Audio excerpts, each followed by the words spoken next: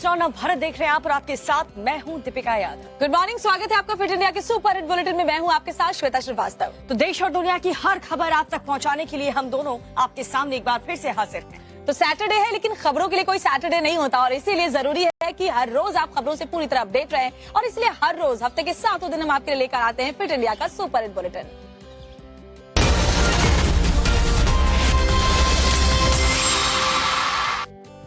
और सबसे पहले बुलेटिन में बात करेंगे मौसम के मिजाज की, क्योंकि हिमाचल प्रदेश में जो तबाही इस साल देखने को मिल रही है ऐसी पिछले 100 सालों में देखने को नहीं मिली। पहाड़ दरक रहे हैं, हर तरफ बर्बादी का मंजर है। जी हाँ, मानसून की मार वहाँ पर ऐसी पड़ रही है कि सड़कें पूरी तरह से गायब हो चुकी है। शहर और गाँव का संपर्क टूट चुका है। हर तरफ तबाही तबाही नजर आ रही है।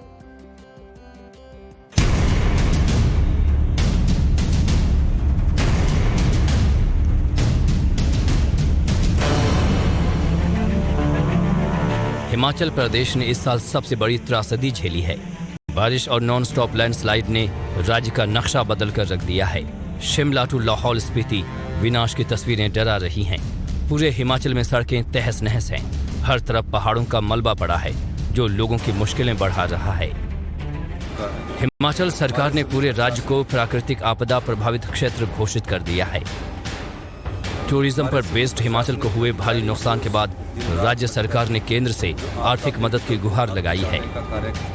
हिमाचल में हालात इस कदर खराब हैं कि बारिश और भूस्खलन ने शहर का नक्शा ही बदल दिया है। सड़कों पर मलबा पटा पड़ा है। लैंडस्लाइड की वजह से सड़कें बंद हैं। स्थानीय लोग इस कदर डरे हुए हैं कि घरों से निकलने की हिम्मत नहीं जुटा पा रहे। शिमला के शिव बावड़ी मंदिर के पास अभी भी रेस्क्यू ऑपरेशन जारी है। मलबे से अभी तक 16 शव निकाले जा चुके हैं। लापता लोगों की तलाश के लिए अब नाले के नीचे खुदाई की जा रही है। 14 अगस्त की सुबह भूस्खलन के बाद पहाड़ से मलबा आया था और मंदिर को तबाह कर दिया था। जिस वक्त हादसा हुआ था मंदिर में 20 से ज्यादा लोग मौजूद थे। शिमला की तरह मंडी जिले में भी बारिश ने भीषण विनाश किया है। घरों में दरारें आ चुकी हैं, दीवारें टूट चुकी हैं, सड़कों का नामो निशान मिट गया है। पक्के मकानों की हालत ऐसी जर्जर हो गई है कि कभी भी ढह सकते हैं। प्रशासन के मुताबिक सिर्फ मंडी जिले में 250 से ज्यादा घर पूरी तरह से टूटे हैं। 500 से ज्यादा घर क्षतिग्रस्त हैं। 235 गायें मरी हैं। कुल मिलाकर पूरे जिले में 31 करोड़ का नुकसान सिर्फ घर टूटने की वजह से ही हुआ है। तो पहाड़ी इलाकों में जो बारिश हो रही है उसका बहुत बड़ा असर मैदानी इलाकों में भी देखने को मिल रहा है। बात करें पंजाब की तो वहां पर एक बार फिर से सैलाब ने दस्तक दी है, क्योंकि सतलुज और ब्यास नदी का रौद्र रूप देखने को मिल रहा है। और हालात ये है कि बिना बारिश के ही पंजाब के 7 जिले बाढ़ की मार झेल रहे हैं और इन इलाकों के गाँव हो या शहर सब कुछ जलमग्न नजर आ रहा है।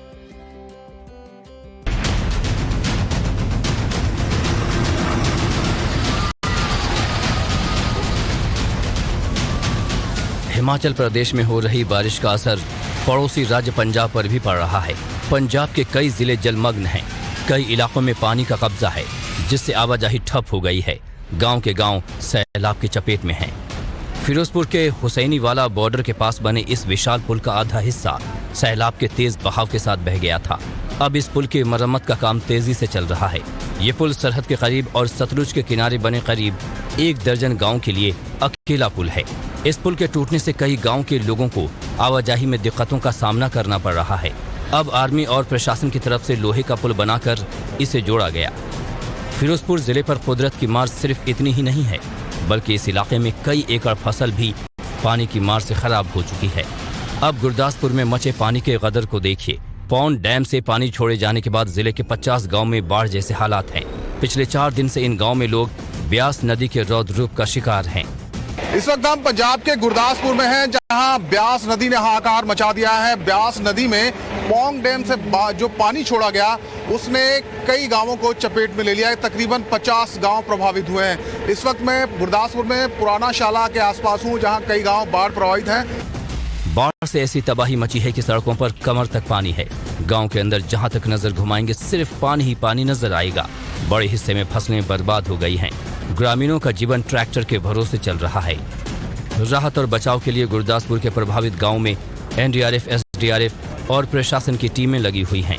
एसडीएम के मुताबिक जगतपुरा, दाववाल टांडा गांव में सबसे ज्यादा हालात खराब हैं।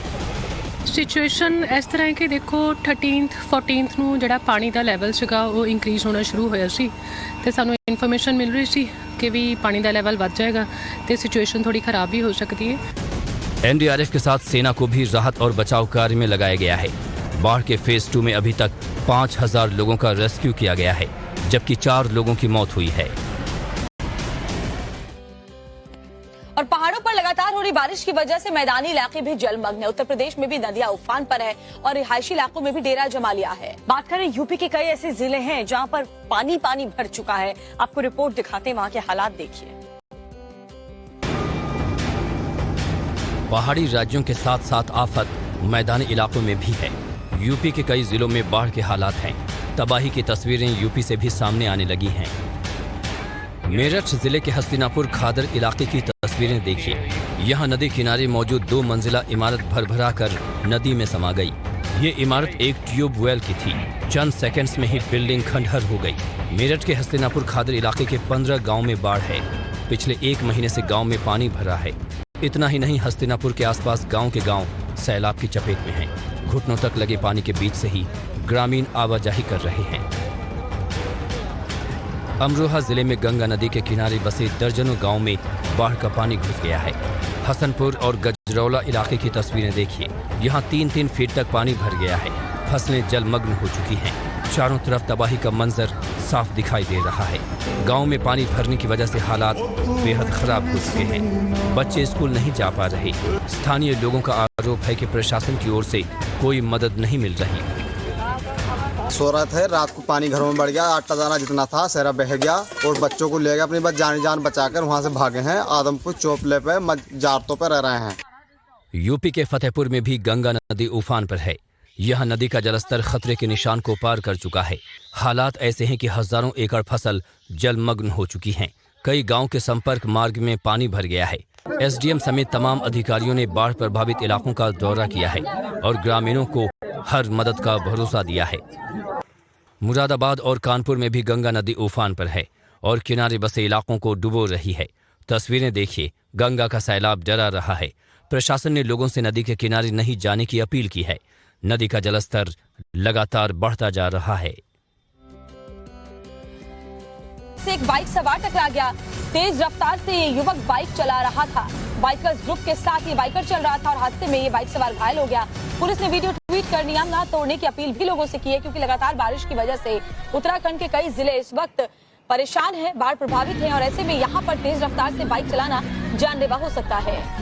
तो बड़ी खबर, तेज रफ्तार के साथ ये युवक बाइक चला रहा था और दरअसल ये पूरा बाइकर ग्रुप था जो कि तेजी के साथ तेज स्पीड में पहाड़ी इलाकों पर बाइक चला रहा था और तभी देखिए ये हादसा हुआ। पुलिस ने खासतौर पर ये वीडियो ट्वीट इसलिए भी किया है ताकि लोग इस बात समझें कि कितना खतरनाक हो सकता है पहाड़ी रास्तों पर इस वक्त जब मौसम इतना खराब है बाइक इतनी तेज गति से चलाना। नियम ना तोड़ने की अपील भी पुलिस ने इस वीडियो के जरिए एक संदेश देने की कोशिश की है और कहा है कि आप पहाड़ों पर संभल कर चलें।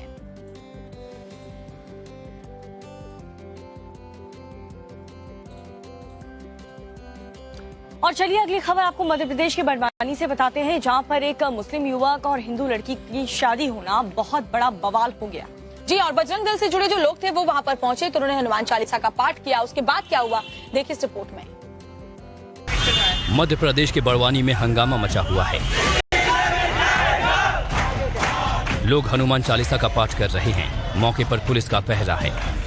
अब मामला क्या है जरा ये भी जान लीजिए। बाला बाजार इलाके में एक मुस्लिम युवक हिंदू युवती से निकाह कर रहा था और इसकी भनक बजरंग दल को लग गई। फिर क्या था, बजरंग दल से जुड़े लोग मौके पर पहुंच गए और विरोध जताने के लिए हनुमान चालीसा का पाठ शुरू कर दिया। हंगामा बढ़ता चला गया। बजरंग दल के लोगों ने मुस्लिम युवक और हिंदू युवती को पुलिस के हवाले कर दिया। मुस्लिम युवक के खिलाफ केस दर्ज कर दिया गया है। कोतवाली पुलिस को सूचना मिली थी कि एक वयस्क युवती का फोर्सफुली शादी करवाने का प्रयास किया जा रहा है और इस पर पुलिस तत्काल मौके पर पहुंची थी और मौके से लड़का और लड़की दोनों को पुलिस ने अपनी अभिरक्षा में लेकर उनसे सघन पूछताछ की है, जिसमें लड़की के द्वारा उक्त जो सूचना मिली थी उसकी पुष्टि की गई है और इस संबंध में लड़के को तत्काल हिरासत में लिया गया है बड़वानी पुलिस के द्वारा और आईपीसी और धर्म स्वतंत्रता अधिनियम के प्रावधानों के तहत कार्रवाई की है। वहीं पुलिस ने लोगों से अफवाहों से दूर रहने की अपील की है।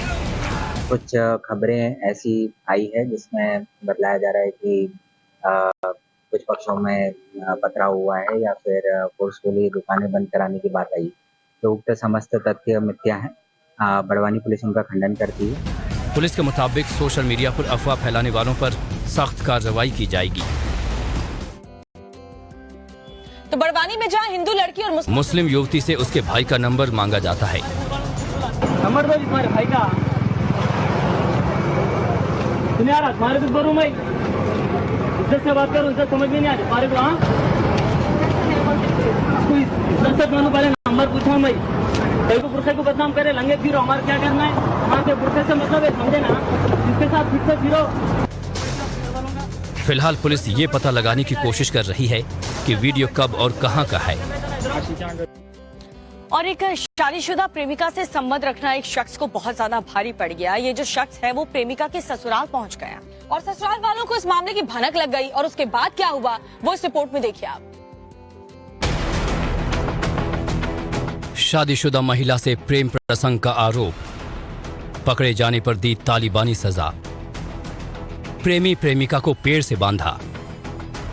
यूपी के रायबरेली में प्रेमी जोड़े को पेड़ से बांधकर पीटने का मामला सामने आया है। जानकारी के मुताबिक आरोपी शख्स शादीशुदा प्रेमिका से मिलने उसके ससुराल पहुंचा था, लेकिन लड़की के ससुराल वालों को इसकी भनक लग गई। इसके बाद प्रेमी प्रेमिका दोनों को पेड़ से बांधकर तालिबानी तरीके से सजा दी गई। सर मैं गया था उज्जैन दर्शन करने के लिए। मेरे को 4 बजे यहाँ पे रायबरेली पहुँचा था। मेरे 5 बजे की ट्रेन थी। मैं बोली घर आ जाओ, कोई दिक्कत नहीं, आप आराम से सो जाना, दिन में चले जाना। मैं आया 4-4:30 बजे, 4:45-50 हो गया था। आके इधर सो गया। जब जाने को हुआ तो बारिश हो रही थी, इसके लिए मैं सो गया। मैं सो के उठा तो ये पकड़ के लेके आया, मेरे को यहाँ पे बांध दिया। कोई क्वेश्चन न कुछ नहीं। सूचना मिलते ही पुलिस मौके पर पहुंची और दोनों को छुड़ाकर थाने ले गई। ये कोतवाली नगर में मोहिद्दीनपुर में की एक घटना प्रकाश में आई। इसका वीडियो भी वायरल हुआ है, जिसमें एक व्यक्ति को कुछ लोग बांधे हुए हैं। उक्त वीडियो का संज्ञान लिया गया है, जांच की जा रही है। अभी तक कोई तहरीर प्राप्त नहीं हुई है। जांच में जो भी तथ्य आएगा प्रकाश में, उसके अनुसार विधिक कार्रवाई की जाएगी। फिलहाल पुलिस ने आरोपी को हिरासत में लेकर जांच शुरू कर दी है। और 7:27 पर हम आपको दिखाएंगे खबरें बिल्कुल झटपट अंदाज में। फिलहाल बात ग्वालियर की करते हैं, जहां गांव में आसमान से एक रहस्यमयी गोला गिरने से सनसनी मची हुई है। गोला गिरने से खेत में गहरा गड्ढा भी हो गया और पूरे गांव में इस बात को लेकर के चर्चा हो रही है और साथ ही वैज्ञानिकों की टीम भी इस पूरे मामले की जांच में जुट चुकी है। ग्वालियर से सामने आई इस तस्वीर को जरा गौर से देखिए। खेत में शैलनुमा चीज दिखाई दे रही है। ये कोई फुटबॉल नहीं बल्कि रहस्यमयी गोला है। पूरे गांव में इसी बात की चर्चा है कि आखिर ये गोला है क्या। आसमान से गिरे इस गोले से गांव के लोग दहशत में हैं।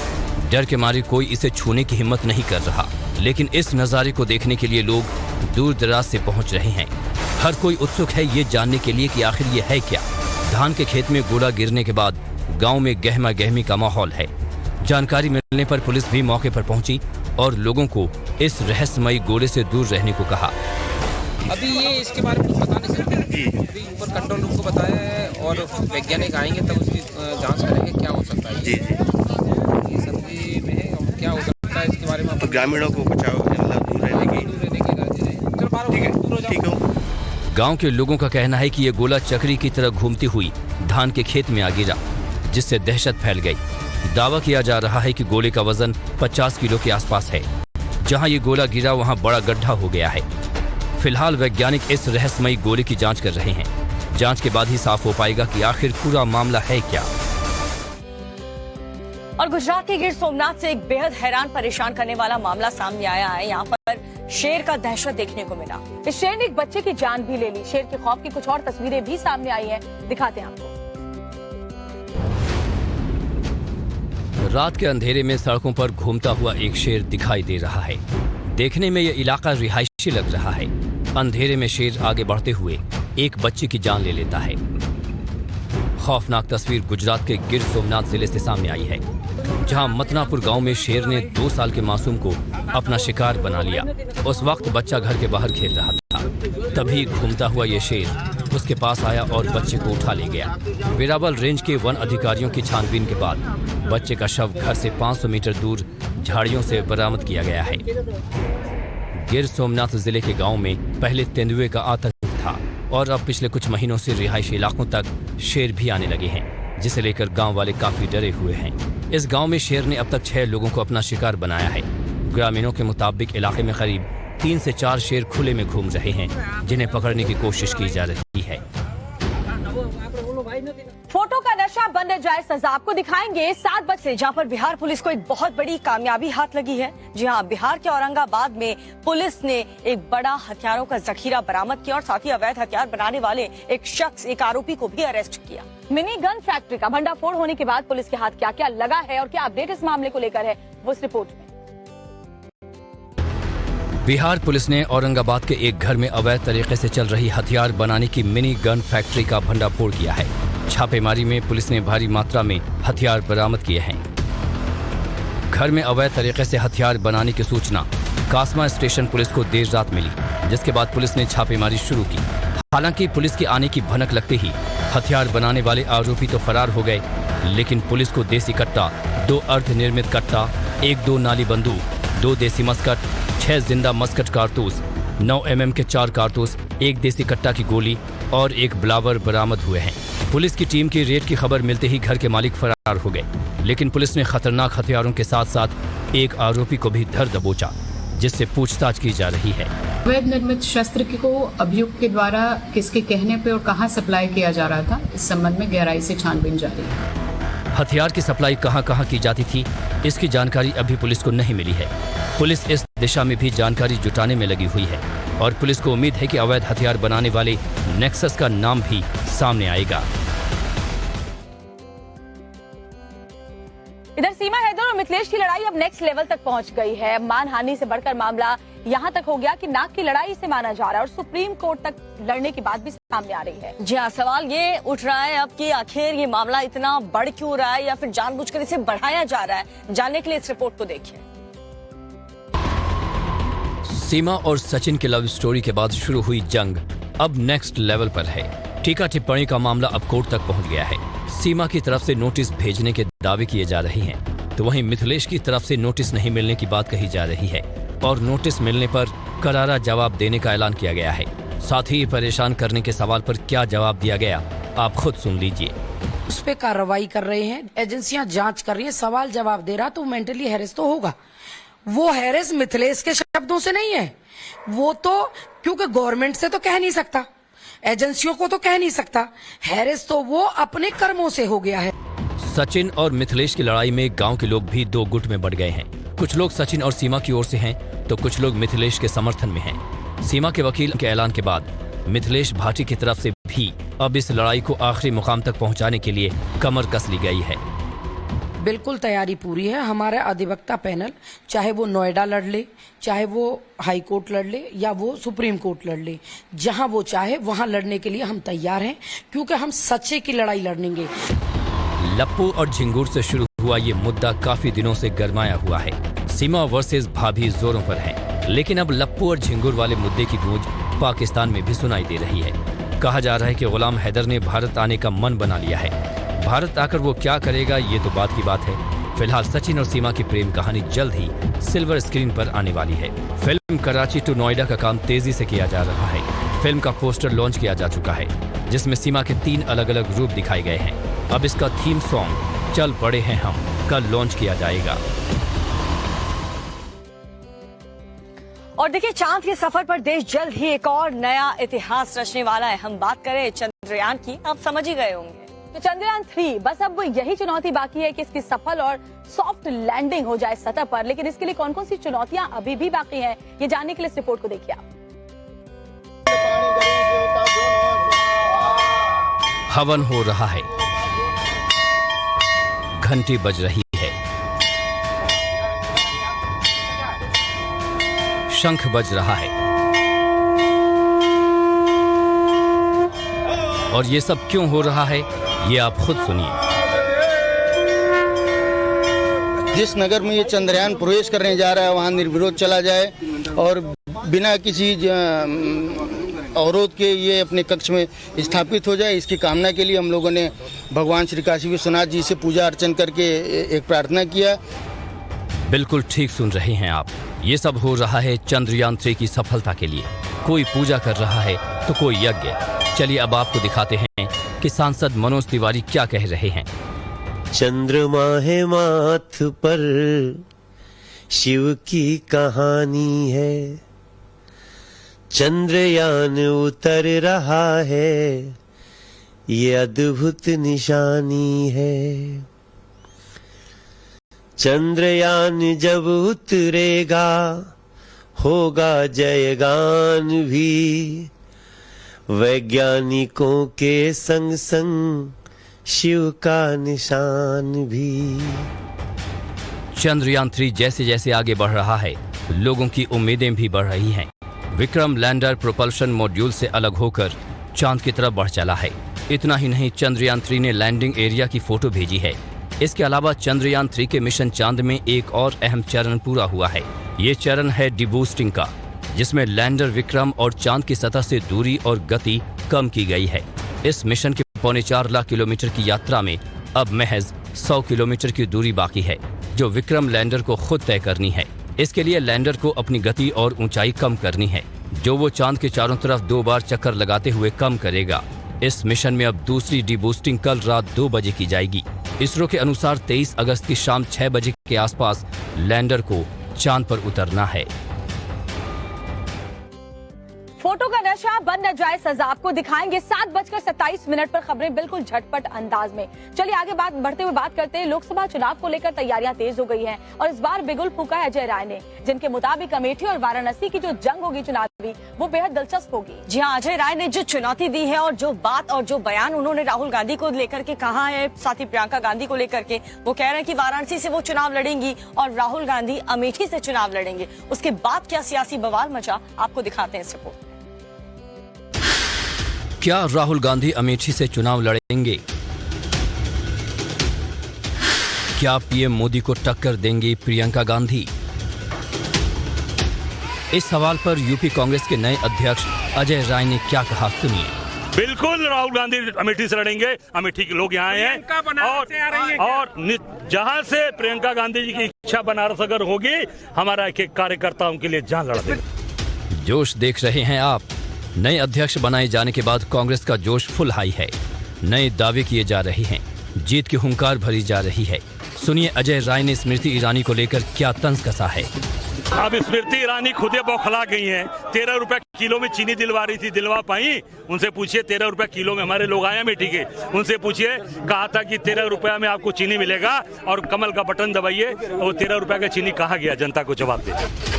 कांग्रेस का जोश अपनी जगह है और लोकसभा चुनाव अपनी जगह। इस बार लोकसभा चुनाव के लिए विपक्ष ने एक गठबंधन किया है, तो क्या विपक्षी गठबंधन भी इस महाटक्कर के लिए तैयार है? महंगाई, बेरोजगारी, महिला अत्याचार, किसानों पे जो अत्याचार बढ़ा है, उसके मुद्दों पे हम सब एक साथ आए हैं और जहां तक की सीट शेयरिंग की बात है, वो राष्ट्रीय नेतृत्व आपस में तय कर लेगा। अब सवाल है कि क्या ग्राउंड पर भी इतना ही जोश है? क्या सच में पीएम मोदी और स्मृति ईरानी को इस बार गांधी फैमिली से टक्कर मिलने वाली है?